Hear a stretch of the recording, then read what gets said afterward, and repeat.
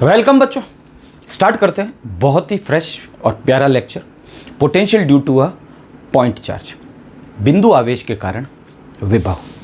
NCERT की book से हूबहू है, समझने की कोशिश करना। बहुत ही प्यारा कॉन्सेप्ट है।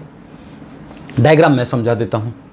सबसे पहले हमने एक प्लस क्यू चार्ज लिया है, पॉजिटिव चार्ज लिया है, तो उसको हम क्या लिखेंगे कि क्यू ग्रेटर देन ज़ीरो है, तभी पॉजिटिव बनेगा। क्यू बड़ा है ज़ीरो से छोटा होगा तो माइनस में चला जाएगा। तो मैं लिख दूं यहाँ पे positive,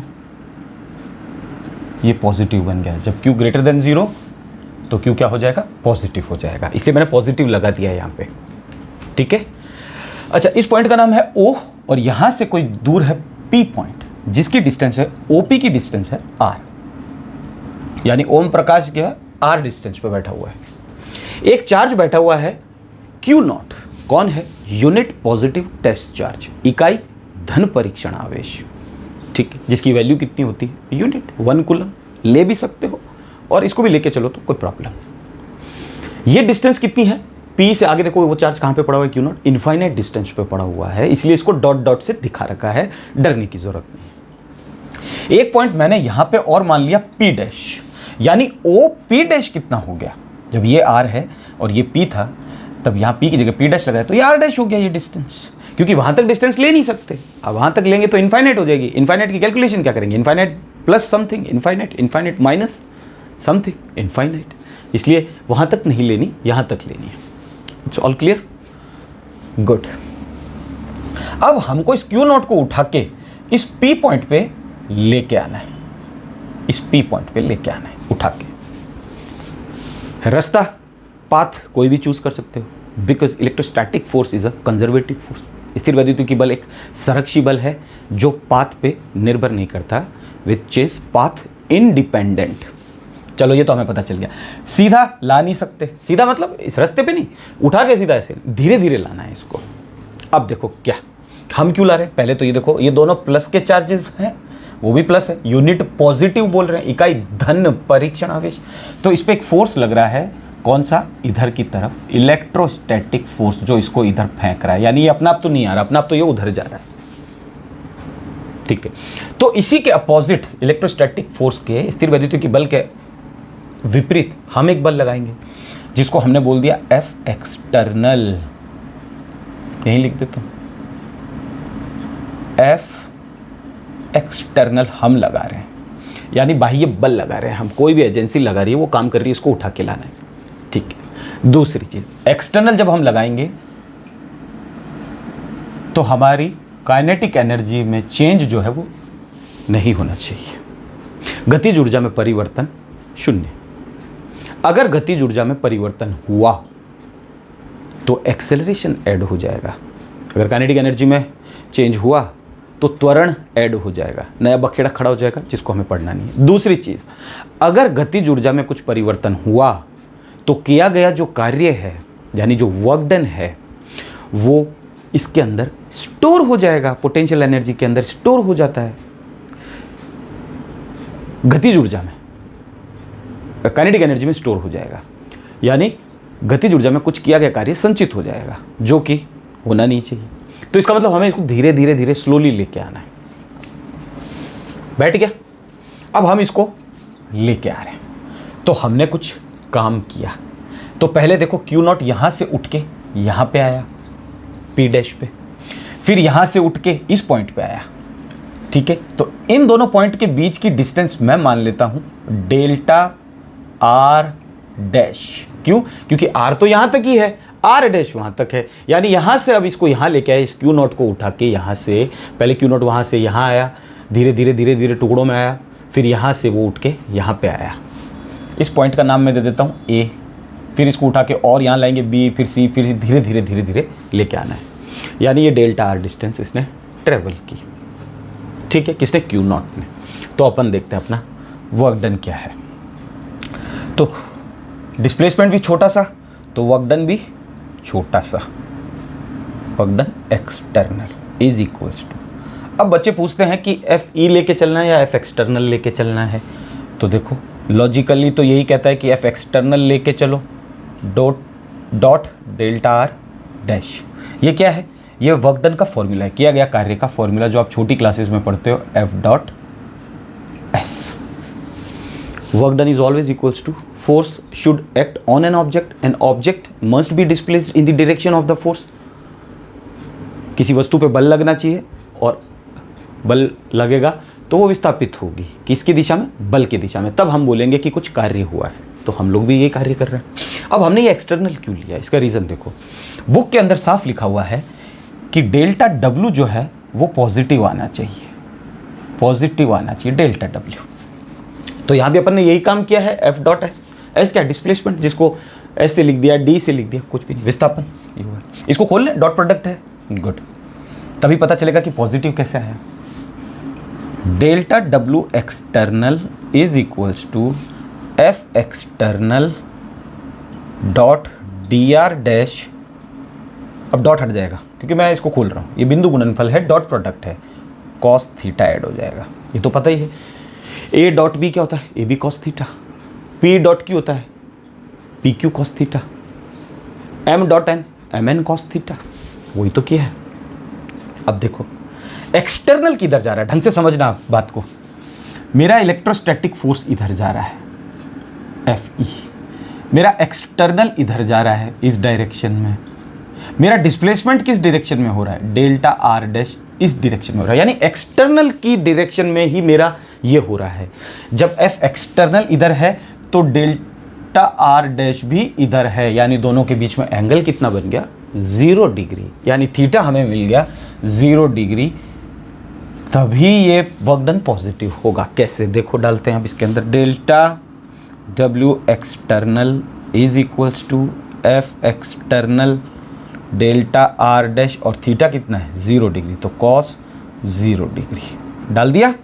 delta W external is equals to F external, और कॉस 0 डिग्री की वैल्यू होती है 1। Cos 0 degree is equals to 1। बैठ गया हमारा वर्क डन। जो आ रहा है डेल्टा W वो पॉजिटिव आ रहा है, हाँ पॉजिटिव आ रहा है, बुक में साफ लिखा हुआ है। अगर हम इलेक्ट्रोस्टैटिक लेके चलते तो क्या होता, तो भी देख लेते हैं। तब डेल्टा W हमारा नेगेटिव आता, वो हमें लेके नहीं चलना। कैसे? एक्सटर्नल तो इधर लग गया, इलेक्ट्रिक फोर्स किधर लग रहा है? उधर लग रहा है। क्यों लग रहा है? क्योंकि इन दोनों के बीच में प्रतिकर्षण हो रहा है, रिपल्शन हो रहा है, दोनों प्लस प्लस के हैं, तो इलेक्ट्रिक फोर्स उधर चला गया। लेकिन हम उस पर एक एक्सटर्नल फोर्स लगा के इस चार्ज को पकड़ के इधर लेके आए, यानी डिस्प्लेसमेंट किधर हुआ? इस डायरेक्शन में हुआ। डिस्प्लेसमेंट तो अभी भी इस डायरेक्शन में हो रहा है, ये इधर हो रहा है। अब देखो डेल्टा R डैश तो इधर ही जा रहा है, ये बना दिया, एक पे ही बनाया ताकि उससे पता चले। इलेक्ट्रिक उधर जा रहा है, एंगल कितना बना बेटा? 180 डिग्री डालो यहाँ पे। अगर हम ये लेके चलते, delta W is equals to F electric dot DR dash, delta W F electric dot product खोल देते हैं तो कॉस थीटा ऐड हो जाता है, और थीटा यहाँ पे कितना बन रहा है? 180 डिग्री। तो delta W is equals to FE delta DR dash cos 180 degree. ठीक है, कॉस 180 डिग्री की वैल्यू होती है -1। बैठ गया, डालें इसमें, तो delta W is equals to -FE delta DR dash. Dot product हट चुका है, बिंदु गुणनफल हट चुका है, मत लगाना, यहाँ पे नेगेटिव आ गया। वो हमें बुक वाला क्या बोल रहा है कि डेल्टा W जो है वो आपको नेगेटिव नहीं, आपको पॉजिटिव लेके चलना है। तो वो पॉजिटिव तो इस केस में आएगा जब हम एक्सटर्नल लेके चलेंगे। अगर कोई इलेक्ट्रिक फोर्स लेके भी चलता है तो गलत नहीं होता, लेकिन लॉजिक ये कहता है कि आप एक्सटर्नल लेके चलो। ठीक है, बुक में ऐसा नहीं है कि वो हमेशा ये लेके चलता है, ये भी लेके चलता है। ठीक है, यहाँ तक बैठ गया। चलो, ये हमारा अभी कहाँ तक आया है? यहाँ से यहाँ तक ही आया है, यानी वर्क डन कहाँ से कहाँ तक किया हमने? P डैश से A डैश तक किया है। कहाँ तक? P डैश से सॉरी A तक किया है। आ गया? हमें तो इसको उठा के पूरे लाना है, यानी हमें इतने छोटे छोटे डेल्टा R डैश काटने पड़ेंगे, बहुत सारे डेल्टा R। वहाँ तक तो नहीं आएगा डेल्टा R, समझ में आया? क्यों? क्योंकि हमारी डेल्टा R डिस्टेंस यहाँ तक ही है। तो अब हमें और छोटे छोटे डेल्टा R काटने पड़ेंगे। ये डेल्टा R, ये delta R dash, delta R dash, बैठ गए, छोटे छोटे बहुत सारे कटेंगे। ठीक है, तब हम लोग इस केस में इसमें क्या डाल देंगे? इंटीग्रेशन करेंगे। लेकिन उससे पहले अब हम इसकी वैल्यू देखते हैं कि F एक्सटर्नल की वैल्यू कितनी होती है। वैल्यू भी तो डालनी पड़ेगी हमें। तो हम ये बोलते हैं कि सबसे पहले हम इलेक्ट्रोस्टैटिक फोर्स की वैल्यू निकालते हैं कूलम्स लॉ से। दो चार्ज हैं अगर हमारे पास में, तो क्या हम इलेक्ट्रोस्टैटिक फोर्स नहीं निकाल सकते इस पॉइंट पे? गुड। तो इलेक्ट्रोस्टैटिक फोर्स निकाल रहे हैं, ध्यान रखना Fe इज इक्वल्स टू क्या कहता है, K Q1 कितना है, ये रहा, Q2 कितना है, Q0 जो यूनिट पॉजिटिव टेस्ट चार्ज है जिसकी वैल्यू 1 कूलम है, अपॉन डिस्टेंस। कहाँ आ गया, P पॉइंट पे आया है। तो हम कहाँ निकालेंगे, P पॉइंट पे, इसलिए यहां लिख देते हैं at intermediatory point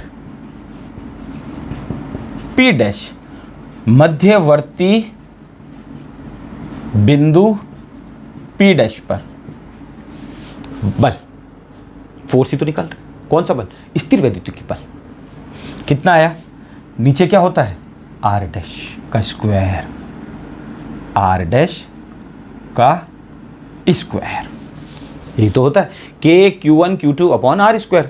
electrostatic force स्थिर वैद्युतिकी बल है, कहां पे निकाल रहे हैं, P डैश पे, ये ध्यान रखना, लिखा हुआ है at intermediatory point P dash, मध्यवर्ती बिंदु P डैश पर स्थिर वैद्युतिकी बल कितना आया, इतना आया। तो अब हमें तो ये इलेक्ट्रोस्टैटिक फोर्स की वैल्यू मिली है, एक्सटर्नल की कहां मिली? तो हम ये बोलते हैं कि हम जो एक्सटर्नल फोर्स लगाते हैं, अब देखो इलेक्ट्रोस्टैटिक फोर्स हमने कितना लगाया, मान लो हमने लगाया इस चार्ज ने इस पे लगाया 9 न्यूटन का, बैठ गया इलेक्ट्रोस्टैटिक फोर्स। हम एक्सटर्नल लगाएंगे तभी तो ये चीज़ इधर आएगी, यानी ज़्यादा कौन सा लगेगा, F एक्सटर्नल ज़्यादा लगेगा, ये थोड़ा कम लगेगा, तभी तो चीज़ मूव होगी। अगर बराबर लग गया फोर्स, ये भी 9 न्यूटन और ये भी 9 न्यूटन, तो संतुलित बल हो गया, बैलेंस फोर्स हो गया। बैलेंस में चीज़ मूव नहीं करती, वो टग ऑफ वॉर, रस्सी वाला गेम, उधर भी 5 जने इधर भी 5 जने, उससे कोई फर्क नहीं, लेकिन बल फोर्स बराबर लग रहा है तो गेम जीत ही नहीं पाएंगे, सुबह से शाम तक खड़े रहो। लेकिन थोड़ा सा किसी ने फोर्स ज़्यादा लगाया, वो उधर अपनी तरफ खींच लेगा, यानी यहाँ पे फोर्स ज़्यादा कौन लगा रहा है, एक्सटर्नल। क्यों लगा रहा है, क्योंकि वो चीज़ किधर जा रही है ये समझ लो। कई बार वो ज़्यादा हो जाता है, तो वो कैसे पता चलता है कि चीज़ किधर जा रही है, डिस्प्लेसमेंट किधर हो रहा है, डिस्प्लेसमेंट इधर तो हुआ नहीं, ये चार्ज तो इधर आया। गुड, जब ये चार्ज इधर आया तो ज़्यादा किसने लगाया, एक्सटर्नल। कितना ज़्यादा लगा वो देखते हैं अपन, 9.00001 न्यूटन, बोलो। और इस चीज़ को साइंस में हम लोग नेग्लिजिबल मान लेते हैं, हम बोलते हैं कि ये 9 न्यूटन तो ये भी 9 न्यूटन ही है। क्यों, क्योंकि 9 पॉइंट को कितने जीरो आ गए, लेकिन थोड़ा सा ज़्यादा लगा है। हमने कहा कि थोड़ा सा ही ज़्यादा लगाना चाहिए, क्योंकि चीज़ बहुत स्लो आनी चाहिए, काइनेटिक एनर्जी में चेंज नहीं आना चाहिए, गतिज ऊर्जा में बदलाव नहीं होना चाहिए, परिवर्तन नहीं होना चाहिए गतिज ऊर्जा के अंदर। अगर हो गया तो किया गया कार्य गतिज ऊर्जा में संचित हो जाएगा, अगर इसके अंदर चेंज हो गया तो जो भी वर्कडन हम कर रहे हैं वो इसके अंदर स्टोर हो जाएगा। स्टोर करना नहीं है अभी हमें, बैठ गया। विच मीन्स मैं इसको एफ एक्सटर्नल को ऑल टुगेदर ये नहीं कह सकता क्या कि equal to F electric force, कह सकते हैं, लेकिन एक चीज और ध्यान रखना कि ये तो बराबर हो गया, ये नेग्लिजिबल हो गया, इसको हमने ऑल टुगेदर कितना बोल दिया, ये 9 न्यूटन हो गया, इजी, ठीक है। लेकिन एक चीज समझो कि फोर्स क्या होती है, एक वेक्टर क्वांटिटी होती है, बल एक सदिश राशि होती है जिसका डायरेक्शन पे बहुत इफेक्ट पड़ता है। इलेक्ट्रोस्टैटिक फोर्स उधर लग रहा है और एक्सटर्नल इधर लग रहा है, ये लगा रहा है 9 न्यूटन, ये लगा रहा है 9 न्यूटन, लेकिन कहीं ना कहीं तो चेंज होगा, या तो इसको माइनस लेंगे या फिर इसको माइनस लेंगे। अगर इसको माइनस लेते हैं तो इसको प्लस लेना पड़ेगा, और इसको प्लस लेते हैं तो इसको माइनस लेना पड़ेगा, क्योंकि डायरेक्शन चेंज हुई। ऐसे क्या कर रहे हो, फोर्स एक वेक्टर क्वांटिटी है, अगर 9 न्यूटन का फोर्स इधर लगा, 9 न्यूटन का फोर्स इधर लगा तो नलिफाई हो जाते हैं, जीरो होने की कोशिश होगी। इसका मतलब डायरेक्शन इंपॉर्टेंट है, क्योंकि वेक्टर है, ये सदिश राशि है बल एक, समझो बात को।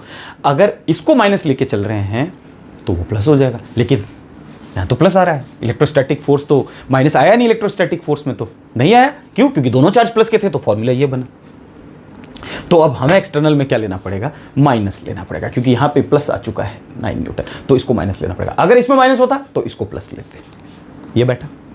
यानी ये बराबर तो है, लेकिन एक में नेगेटिव आएगा, या तो इस पे लगा तो नेगेटिव, और अगर इस पे नहीं लगाना चाहते तो इस पे लगा देते हैं नेगेटिव, कोई दिक्कत नहीं है, कोई प्रॉब्लम नहीं है, किसी पे ही लगाओ। लेकिन यहाँ पे हमारा इलेक्ट्रोस्टैटिक फोर्स पॉजिटिव मारा है, क्योंकि दोनों चार्ज कौन से हैं, पहले ये ध्यान रखो, पॉजिटिव के हैं। वेरी गुड, अपन बाद में माइनस का चार्ज भी लेके करेंगे इसको, ठीक है। तो एफ एक्सटर्नल की वैल्यू में डालूं माइनस क्यू अरे भाई डायरेक्शन चेंज हो गई, ऐसे क्या कर रहे हो? फिर अभी इतना बड़ा तामझाम खड़ा किया ना मैंने, किस लिए बताया? ये एफ इलेक्ट्रोस्टैटिक उधर जा रहा है, एक्सटर्नल इधर जा रहा है। तो के को अब मैं चेंज करके ऐसा लिख दूँ 1/4 पाई एप्सिलॉन नॉट, क्योंकि बच्चों को ये पसंद हो जाता है या बुक में ये लिखा हुआ रहता है, Q not upon are dash square. किस पॉइंट पे? At intermediatory point P dash, मध्यवर्ती बिंदु पी डैश पे। इन दोनों के बीच की दूरी कितनी है बेटा? अब हमारा क्यू नॉट जो है वो यहाँ पे आ गया है, यहाँ पे पी। अब आप बोलोगे नहीं सर यहाँ भी आ गया, हाँ तो यहाँ भी आ जाएगा, कोई दिक्कत नहीं, इससे और आगे लेंगे, अभी करेंगे ना तब वही तो अपना पॉइंट यहाँ आ चुका है। इन दोनों के बीच की डिस्टेंस कितनी? आर डैश, और उसका क्या कर देते हैं हम लोग? स्क्वायर कर देते हैं। इसको 12 मत समझ लेना, 12, ये आर डैश स्क्वायर है। यानी हमारे पास में एक्सटर्नल फोर्स आ चुका है नेगेटिव में, वैल्यू डाल दें। लेकिन साथ का साथ वर्क डन जो हमारा था बहुत छोटा सा जो हमने किया वो पॉजिटिव आना चाहिए, तो वो तो पॉजिटिव में आ गया, लेकिन एफ एक्सटर्नल की वैल्यू नेगेटिव में है। अब डाल देते हैं, good. Delta W external is equals to, इसकी वैल्यू डाली हमने 1/4 pi epsilon naught Q not upon are dash का स्क्वायर। अच्छा बुक में इसको 1 कर रखा है, अपन भी कर देंगे, चिंता मत करो, धीरे धीरे मैं थोड़ा सा क्लीन करता हूं। चलो आगे देखो, ये डेल्टा आर डैश अपन ने लिखा नहीं है, इसको भी अपन लिख देते हैं। हो गया, डॉट प्रोडक्ट हट चुका है, डॉट मत लगाना। चलो ठीक है, आगे देखते हैं। ये हमारा कौन सा था? इंटरमीडिएटरी पॉइंट किसी पी पे आया था, इलेक्ट्रोस्टैटिक फोर्स पी डैश पे। इलेक्ट्रोस्टैटिक फोर्स कितना आया था हमारा? 1/4 pi epsilon naught q and q not upon are dash का square at intermediatory point P. लिखो उसको, एट इंटरमीडिएटरी पॉइंट पी, कोई मत पी डैश पे, क्योंकि इन दोनों के बीच की डिस्टेंस नहीं थी, मध्यवर्ती बिंदु पी डैश पर। ये इलेक्ट्रिक था, ध्यान रखना, और ये हमारा इलेक्ट्रोस्टैटिक था, तो हमने वैल्यू डाली तो उस पर सिर्फ माइनस और ऐड कर दिया, क्योंकि इलेक्ट्रिक इधर जा रहा था और इलेक्ट्रोस्टैटिक एक्सटर्नल इधर जा रहा था। यहाँ तक आ गया। अब देखो हमारा चार्ज कहाँ पे आया? अभी क्यू नॉट उठ के पी डैश पे आया, तभी तो हमने निकाला है पी डैश पर ये फोर्स दो चार्ज के बीच में, कूलम का फॉर्मूला लगा के, बाय यूजिंग कूलम लॉ। आगे देखो, अब हम कहाँ ला रहे हैं? इन्फिनिटी से हम उठा के कहाँ ला रहे हैं? अब इसको पी पे ला रहे हैं। Now work done to move from infinity to P पे, इस पी पे ला रहे हैं अब हम। तो हमें बहुत सारे वर्क डन करने पड़ेंगे, छोटे छोटे delta dash delta dash delta dash delta dash, बहुत सारे करने पड़ेंगे। नाउ किया गया कार्य क्यू नॉट को अनंत से पी पर लाने में, ठीक है, क्यू नॉट को अनंत से पी पर लाने में किया गया कार्य, हिंदी वाले लिख लेना। तो देखो इस पे अब हम लोग क्या करेंगे? इंटीग्रेशन लगाएंगे। क्यों लगाएंगे? रीजन बताता हूं। Is equals to integration, infinite से कहाँ आ रहा है? पी पे आ रहा है, पी पे आ रहा है। लेकिन पी पे जब आएगा तो इस क्यू से इस क्यू नॉट की डिस्टेंस कितनी हो जाएगी बेटा? आर हो जाएगी। तो वो लिखना होता है, बस ये समझा करो धीरे धीरे, ठीक है। पी भी लिख सकते हो, कोई प्रॉब्लम नहीं है, लेकिन आर क्या हो जाएगी? एक डिस्टेंस हो जाएगी। पी तो एक पॉइंट है और आर क्या है? इन दोनों के बीच की डिस्टेंस। वो क्यू नॉट अब यहाँ आ चुका है और इन दोनों के बीच की डिस्टेंस कितनी होगी? आर। तो वो लिखिए, बैठ गया। वैल्यू ये वाली -1/4 pi epsilon naught Q not upon are dash square और डेल्टा आर डैश। अब ये बच्चे पूछते हैं इंटीग्रेशन क्यों किया? इसका क्या रीजन है इंटीग्रेशन करने का? समाकलन क्यों किया? तो देखो अब समझो, जब मेरा चार्ज यहां पे था, ये वाला क्यू नॉट यहां आया, मेरा क्यू नॉट यहां था, तब डिस्टेंस कितनी थी बेटा? R dash. ये रही आर डैश, यहां आ गया। ये पॉइंट का क्या नाम है? पी डैश, और ये है ओपी। ओपी डैश की डिस्टेंस कितनी? R dash. यहाँ पे आ चुका है अब हमारा। मैं इस क्यू नॉट को और इधर लेके आया, यहाँ पे आ गया मेरा क्यू नॉट। क्या ये डिस्टेंस आर डैश ही है क्या? ये वाली भी ये आर डैश है डिस्टेंस इतनी? ऐसे क्या कर रहे हो? कुछ तो कम हुई है, कुछ कम हुई है, विच मीन्स ये आर डैश नहीं है। दूसरी चीज़, इस क्यू नॉट को उठा के मैं यहाँ लेके आया, अभी तक यहाँ पे आया है, पी पॉइंट नहीं आया। तो क्या ये डिस्टेंस भी आर डैश ही है क्या? इतनी सी नहीं, ये भी आर डैश नहीं, विच मीन्स डिस्टेंस चेंज हो रही है, यानी फोर्स भी चेंज होगा। वेरिएबल फोर्स आ चुका है, अभी परिवर्ती बल आ चुका है। 11th क्लास में आपने पढ़ा था work done by variable force, परिवर्ती बल द्वारा किया गया कार्य। लिखो इसको, परिवर्ती बल द्वारा किया गया कार्य कितना होता था, W is equals to integration of F के चरणों में, जैसे राम जी के चरणों में फूल चढ़ाते ना, x dx ये होता था। और इंटीग्रेशन कहाँ से कहाँ तक होता था, इनिशियल से x फाइनल। कैसे होता था कि ये कोई फोर्स का कर्व आया है, ठीक है, ये कर्व टेढ़ा मेढ़ा आया है, ये x है, ये फोर्स लगा, ये छोटे छोटे हमने टुकड़े काटे, हमने कहा कि भाई फोर्स अलग अलग आ रहा है, तो ये एक टुकड़ा, ये दूसरा टुकड़ा, ये तीसरा टुकड़ा, ये और टुकड़ा, ये और टुकड़ा। तो हमने कहा कि ये इतना सा जो फोर्स है ना, ये वाला इतना से, ये dx डिस्टेंस है, इसकी भी dx है, इसकी भी dx है। तब हम ये करते थे fx dx, initial to final, कि इनिशियल पॉइंट ये रहा, फाइनल पॉइंट ये रहा, करते थे। तो वही तो है, इसीलिए तो इंटीग्रेशन ऐड हुआ है, क्योंकि फोर्स चेंज हो रहा है, वेरिएबल फोर्स है। जैसे ही पास में आए तो इसका फोर्स और ज़्यादा हो जाएगा। कौन सा फोर्स, इलेक्ट्रोस्टैटिक फोर्स, तो हमें एक्सटर्नल और ज़्यादा लगाना पड़ेगा।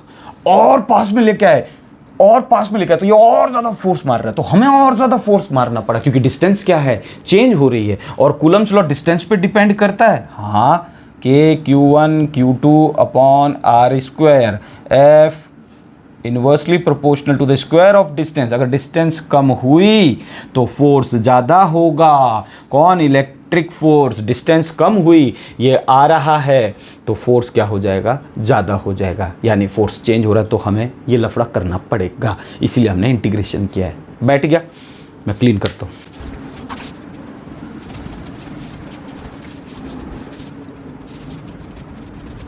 अब देखो, इंटीग्रेशन बोथ साइड कर दिया, तो डेल्टा W का इंटीग्रेशन क्या हो जाएगा, W, और एक्सटर्नल नाम जो चल रहा है उसको लिख लो, और मैं भूल जाऊं तो आप लोग लिख दिया करो, ठीक है।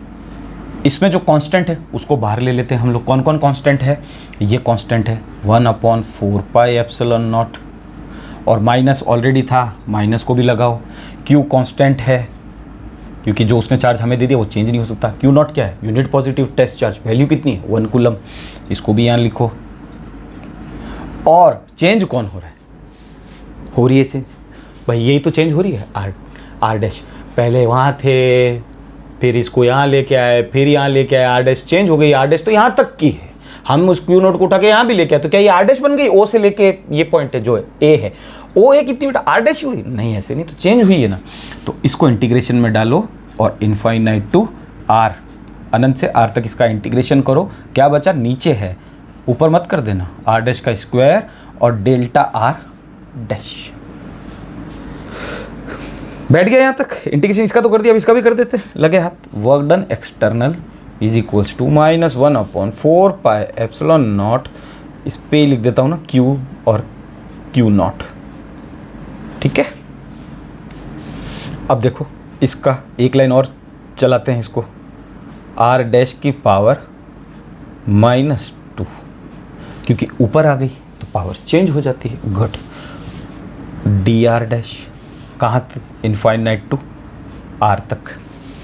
अब देखो इंटीग्रेशन कैसे करते हैं, इंटीग्रेशन का फॉर्मूला क्या होता है, x की पावर n और dx है, और इसका हमें वो बोल रहा है कि इंटीग्रेशन करो x की पावर n का।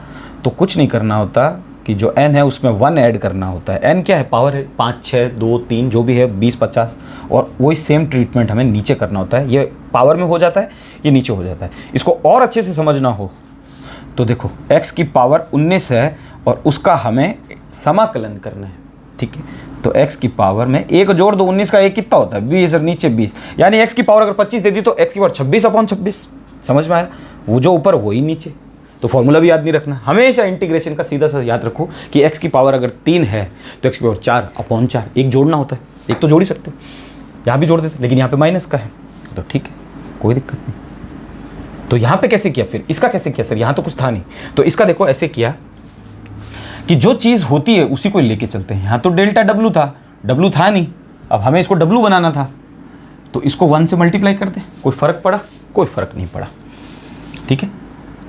और इस 1 को मैं W की पावर 0 और डेल्टा W, बताओ कोई फ़र्क पड़ा? 1 को मैं W की पावर 0 लिख दिया। क्यों लिखा W ही? अगर यहाँ पे डेल्टा M होता तो M की पावर 0, डेल्टा X होता तो X की पावर 0। अभी भी 1 ही तो है, किसी की भी पावर 0 कर दो तो विच मीन्स 1, ठीक है, कोई प्रॉब्लम नहीं है। इंटीग्रेशन कर रहे हैं, अब क्या करना है? एक ऐड करना है, उतना ही काम, एक ऐड नीचे करना है, और ये गया और साइन भी गया। W1/1 क्या बचा? W, खत्म किया, बैठ गया, इजी, कुछ भी नहीं। जहाँ पे कुछ भी नहीं था वहाँ पे हमने पहले तो 1 से मल्टीप्लाई किया, 1 से कोई फ़र्क नहीं पड़ता। और 1 को हम ऐसे भी लिख सकते हैं, किसी की पावर 0 कर दो, बैठ गया होगा। I hope. अब इसका करते हैं इंटीग्रेशन, मैं इसको क्लीन करता हूँ। आगे देखो, -q/4πε0। अब इसका इंटीग्रेशन कर रहा हूँ। r की पावर -2 + 1/-2 + 1, लेकिन कौन सा वाला? डैश वाला। डैश नहीं भूलना है, ठीक है, गलती मत करना, हो जाती है इसीलिए मिस्टेक्स। अगर मैं भी भूल जाता तो आप लोग लिख दिया करो, ठीक है ना। डैश है, और लिमिट अब अपन को इंटीग्रेशन कर दिया तो ये हट जाता है। अब अपन को लिमिट लगानी है, जो कहाँ से कहाँ तक है? इनफाइनाइट से r तक है। बोलो कोई प्रॉब्लम है? नहीं। चलो उधर, वर्क डन एक्सटर्नल क्या आया हमारा? माइनस दिख जाएगा, Q/4πε0, और ये तामझाम, यानी क्या बचा? r की पावर, r डैश की पावर -1। देखो -2 + 1 है तो -1 बचेगा, और अपॉन में भी -1 बच गया, और लिमिट जो उसने दे रखी इनफाइनाइट टू r। इसको कोई 9 मत समझ लेना, r डैश है वो, ठीक है। r डैश की पावर -1, -1 को मैं ब्रैकेट में लिख देता हूँ, ये लो, बैठ गया, कोई दिक्कत नहीं। इस माइनस को मैं आगे लेके आ जाऊं, work done external is equals to, ये माइनस में आगे लेके आ रहा हूं, तो क्या बन गया? Q/4πε0 और 1/r डैश। ये देखो, समझो इसको क्या किया मैंने, एक स्टेप स्किप कर दिया है। ये माइनस तो इधर आ गया, तो माइनस माइनस मिलके प्लस हो गया। एग्री? गुड। ये खत्म हो गया नीचे वाला, तो ये चीज़ बची थी। अब r डैश -1 बचा हुआ है, ठीक है।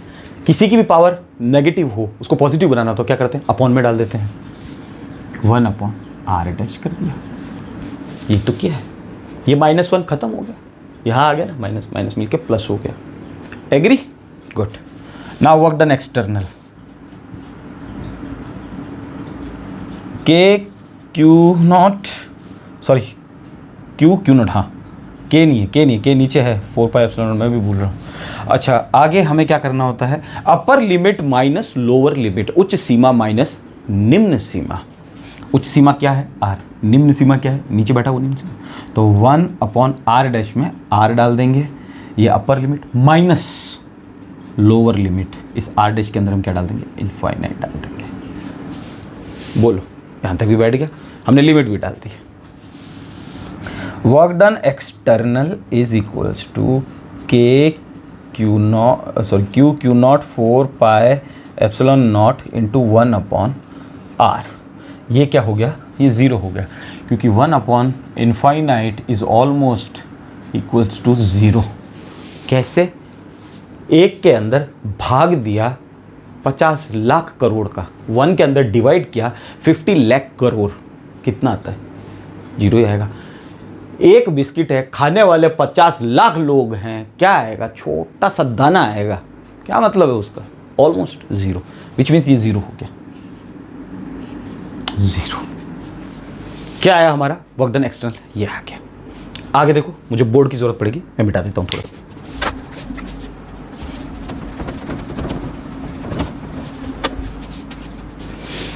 अब देखो, ये हमारा वर्क डन एक्सटर्नल आ चुका है, ठीक है। गोला मारो इस पे, सब कुछ कर दिया, इस पे ट्रीटमेंट जो जो करना था हम। अब हम क्या जानते हैं? पोटेंशियल से, पोटेंशियल की बात कर रहे हैं, विभव की, विभवांतर की बात नहीं कर रहे। क्यों? क्योंकि अब हम खेल कहाँ से खेल रहे हैं? इनफाइनाइट से। अगर P डैश से A की बात करो, P डैश से A की बात करते हैं तो हो जाता है पोटेंशियल डिफरेंस, विभवांतर, एक पॉइंट और दूसरा पॉइंट।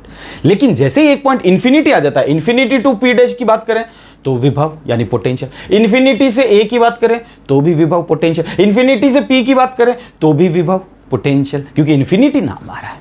ठीक है, मैं बता चुका हूं कि इन्फिनिटी जब इन्वॉल्वमेंट आ जाता है तो हम विभव की बात करते हैं, पोटेंशियल की बात करते हैं, विभवांतर की बात नहीं करते। चलो आगे देखते हैं। तो विभव के फॉर्मूले से हम क्या जानते हैं? वर्क डन जो हमने किया, एक्सटर्नल किया गया कार्य एक्सटर्नल, अपॉन क्या होता है?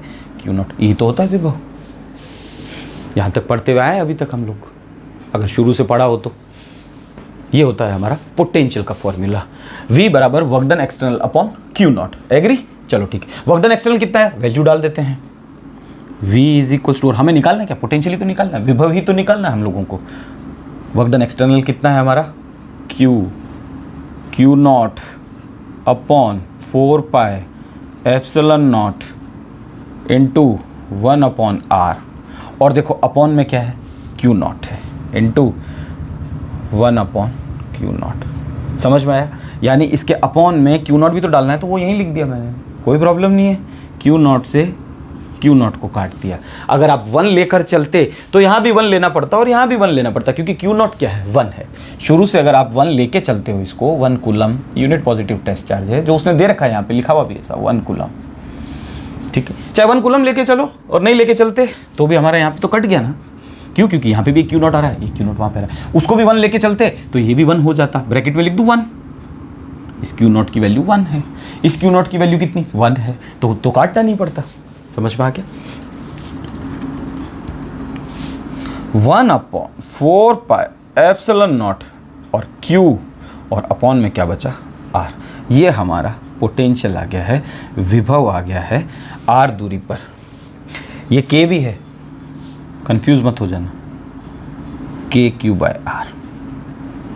इससे कुछ पता चल रहा है आपको कि क्या आया ये R क्या है? अगर अपन एक स्फेरिकल सिमेट्री लें, यानी अगर मैं एक गोला लूं जो बराबर हो, जिसकी त्रिज्या कितनी है? त्रिज्या ही तो है, रेडियस है ये। अगर मैं मानता हूं एक बार इसको, R बराबर 5 सेंटीमीटर का, ये मैंने गोला बनाया R बराबर 5 सेंटीमीटर का, ये रेडियस, ये रेडियस, ये रेडियस। ढंग से समझना इस चीज़ को, ये सब बराबर है या नहीं? विच मीन्स इसका पोटेंशियल यहाँ पे, यहाँ पे, यहाँ पे, यहाँ पे, यहाँ पे, यहाँ पे, यहाँ पे, यहाँ पे, यहाँ पे, यहाँ पे, यहाँ पे, वहाँ पे, कहाँ पे, जहाँ पे जाना चाहो वहाँ पे जाओ, सब जगह पोटेंशियल क्या आएगा? सेम आएगा, समान पोटेंशियल होगा, विभव का मान समान होगा इस सिमेट्री पे, इस पे इक्वल होगा, इस शेप पे। अगर हम स्फीयर ले रहे हैं, कोई गोला ले रहे हैं तो ठीक है।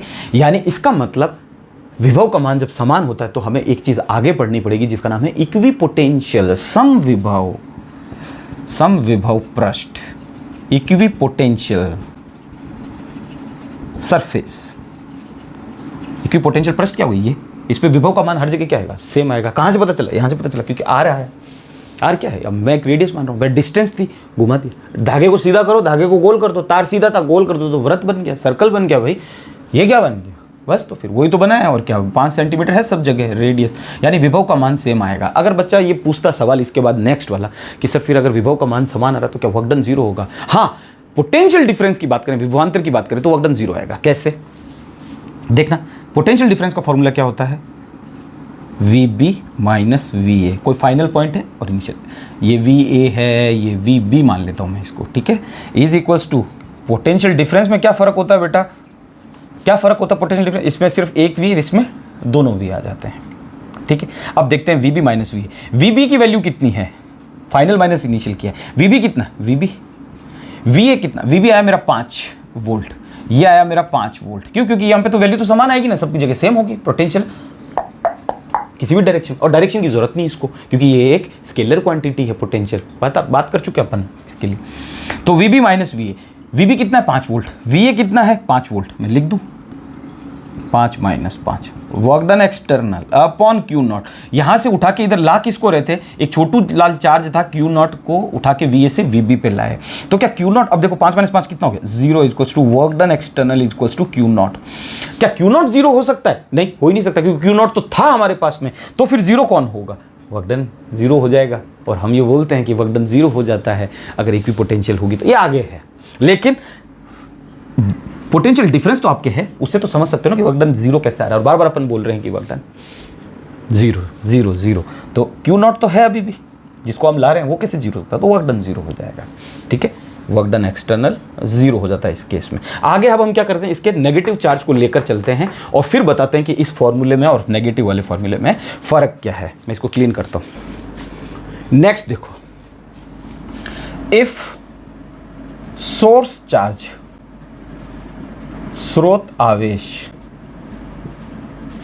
नेगेटिव हो तो क्या करना है, ऋणात्मक, कौन, ये वाला। तो उस केस में क्या बन जाएगा, Q लेस देन 0, Q 0 से छोटा है, 0 से छोटा गिनती किधर जाएगा, नंबर लाइन पे जाओ, ये 0 है, ये +1 है, ये -1 है, 0 से छोटा इधर ही जाएगा, विच मीन्स ये वाली चीज़ बन जाएगी। तो यहाँ पे क्या बन जाएगा, नेगेटिव बन जाएगा। कौन है, ये वाला स्रोत आवेश। वो स्रोत आवेश नहीं होता, वो यूनिट पॉजिटिव टेस्ट चार्ज होता है, इकाई धन परीक्षण आवेश होता है। तो यानी ये क्या बन गया, नेगेटिव बन गया, बैठ गया। तो इसी पे अब अपन को ये खेल खेलना हो तो अब अपन कैसे खेलेंगे, ढंग से समझना। ये हमारा -Q चार्ज है, ये हमारा Q नॉट आ रहा है। अब ढंग से देखना, ये कहाँ बैठा हुआ है, इनफाइनाइट पे बैठा हुआ है। वो सब डिस्टेंस बनाते रहना, मैं सिर्फ समझा देता हूँ कि है क्या। चार्ज कौन सा बेटा, अपोजिट इन नेचर है, एक माइनस है एक प्लस है, विच मीन्स कौन सा फोर्स लगेगा, अट्रैक्शन फोर्स लगेगा, आकर्षण बल लगेगा। यानी इलेक्ट्रिक फोर्स किधर लगेगा, Fe इधर लगेगा इस बार, Fe इधर लगेगा इस बार। और ये चार्ज भी किधर मूव होगा, फिर इधर मूव हो जाएगा। ये मान लो ये चार्ज यहाँ से ऐसे करते करते यहाँ पे आ गया हमारा Q not, dash dash dash से बना रहा हूँ, ये हमारा वहाँ से यहाँ पे आ गया। तो अब हम क्या एक्सटर्नल लगाएंगे इस पर, ये तो आ रहा है इस P पॉइंट पे, ये कोई एक P पॉइंट है इससे दूर R डिस्टेंस पे, तो ये तो ऑटोमेटिक आ रहा है।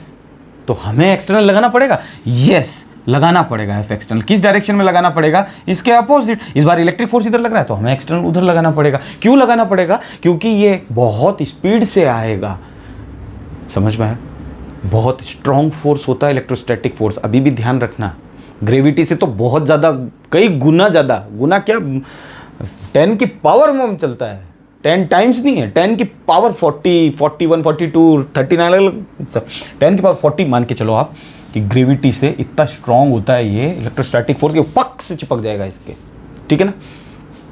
तो हमें क्या करना है, F एक्सटर्नल लगाना है, कहाँ पे, अपोजिट साइड में।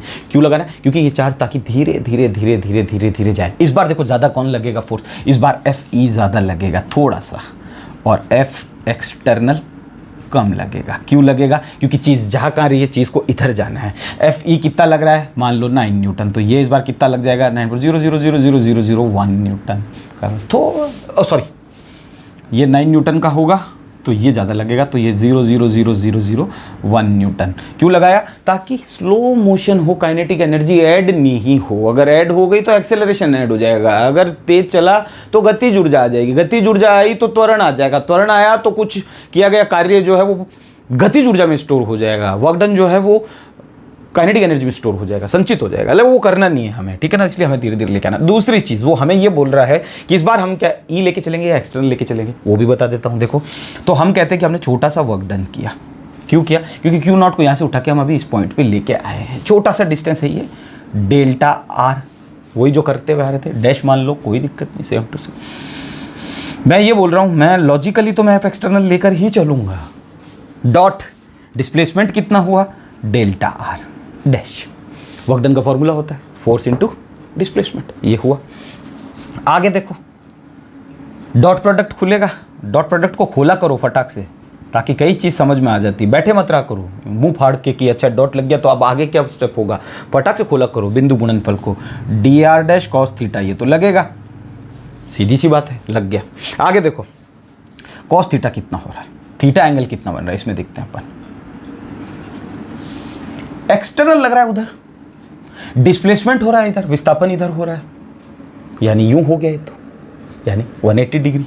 एक्सटर्नल इधर, डिस्प्लेसमेंट इधर, क्यू नॉट इधर जा रहा है, डेल्टा आर इधर जा रहा है, एफ एक्सटर्नल इधर जा रहा है, यानी एंगल कितना बना बेटा 180 डिग्री। किसके केस में? एफ एक्सटर्नल के केस में थीटा जो है 180 डिग्री, एफ एक्सटर्नल के केस में। ये देखो ये इसको गोले में ले रखा है। एफ ई के केस में देखते हैं थीटा कितना आता है। एफ ई इधर जा रहा है, ये लिखा हुआ एरो बना हुआ है, डेल्टा आर डैश भी इधर आ रहा है, डिस्प्लेसमेंट भी इधर हो रहा है, दोनों एक ही डायरेक्शन में हो रहे हैं। एफ ई भी इधर, डेल्टा आर भी इधर, एंगल कितना बना थीटा बराबर 0 डिग्री, यानी एफ ई के टाइम पे थीटा जो हो जाएगा 0 डिग्री हो जाएगा। अब अपन कौन सा लेके चलेंगे देखना, वो क्या बोल रहा है। बुक वाला बोल रहा है कि इस बार डेल्टा डब्लू जो है वो नेगेटिव आएगा। अगर आप सोर्स चार्ज नेगेटिव लेते हो तो मुझे डेल्टा डब्लू नेगेटिव चाहिए, तो निकालते हैं नेगेटिव कैसे आएगा। मैं ये लेके चल रहा हूँ, ये देखना, और पॉजिटिव किससे आएगा डेल्टा डब्लू में। तो delta W is equals to F external delta R dash cos theta कितना है, एफ एक्सटर्नल लेके चल रहे हैं तब थीटा कितना लेना है 180 डिग्री। तो कॉस 180 डिग्री, कॉस 180 डिग्री की वैल्यू कितनी होती है बेटा -1 होती है। पिछली बार लिख दिया था, बार बार मत लिखवाया करो मुझसे, छाती पे मूंग दल रहे हो। माइनस एफ एक्सटर्नल, मजाक कर रहा हूँ, मजाक, गुस्सा हो जाओगे। डांटा ना ऑनलाइन में डांटा मैंने, कैसा लपका है ना आप लोगों को कि क्यों तमाशे कर रहे हो। तो माइनस आ गया देखो, क्योंकि कॉस 180 डिग्री की वैल्यू -1 होती है, तो माइनस आ गया, डॉट प्रोडक्ट भी हट चुका है। और डेल्टा डब्लू उसको कैसा चाहिए, नेगेटिव चाहिए। बुक में साफ लिखा हुआ है, जब भी देखो पढ़ो ना आप लोग तो एटलीस्ट बुक को पास में लेके बैठा करो, और एक कॉपी तो खाली होनी चाहिए ताकि उस पर कुछ लिखते रहा करो, जो मैं बोलूँ कथाएँ उसको लिखते रहा करो। और बुक होनी चाहिए, बुक से क्या कि आइडिया लगता है कि हाँ बुक वाला ही पढ़ा रहे हैं, सर ने बोला है तो बुक वाला ही पढ़ा रहे हैं।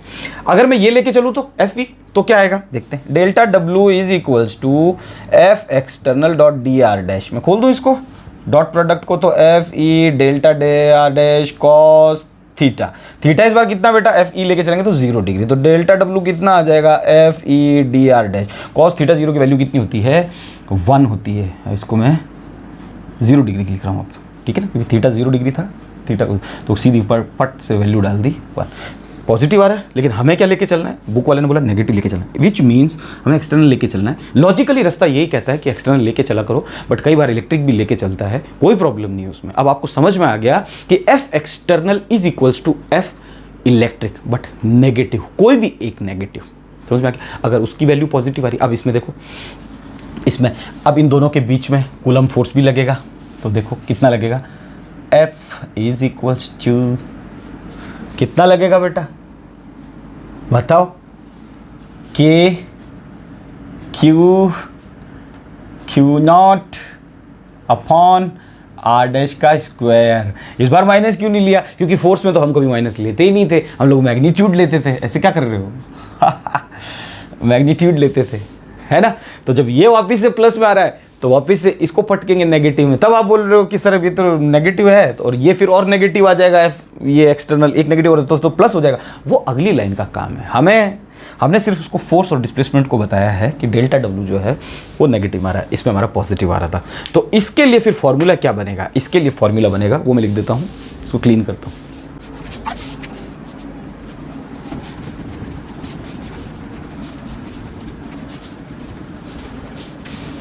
देखो इसके लिए फॉर्मूला अगर लिखना हो तो पोटेंशियल का K माइनस Q, क्योंकि स्रोत आवेश कैसा है, ऋणात्मक है। यहाँ पे लिखने की ज़रूरत नहीं है क्योंकि हमने इसको मैथमेटिकली बता दिया है कि Q जो है वो 0 से छोटा है, ठीक है।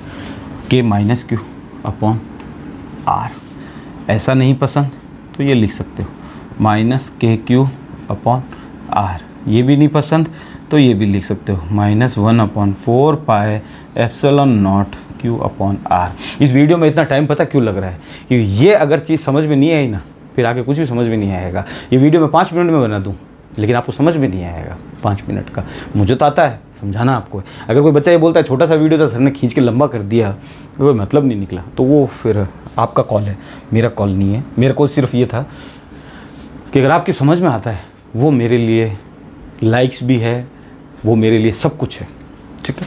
आगे देखो ये फॉर्मूले इंपॉर्टेंट है नेगेटिव चार्ज के लिए, यानी नेगेटिव चार्ज अगर आता है, ऋणात्मक आवेश आता है तो आपको नेगेटिव साथ में लेकर चलना है।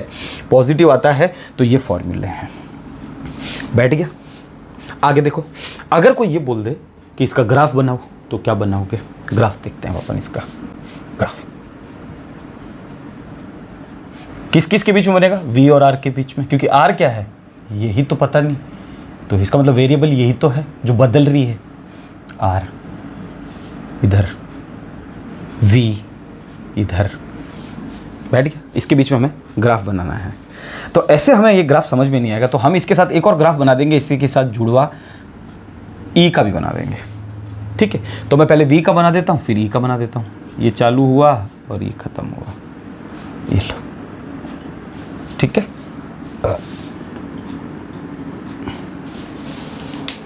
और E वाले का मैं रेड पेन से बनाता हूँ। क्यों बना ये ग्राफ? क्योंकि V क्या है वो बाद में लिख देंगे अपन। अब मैं E का बनाता हूँ। देखो ये E का बनाया, इस ज़्यादा इसमें ऐसा होगा, इस पे क्यों कर दिया? ये ज़्यादा तेज़ी से गिरेगा। क्यों गिरेगा?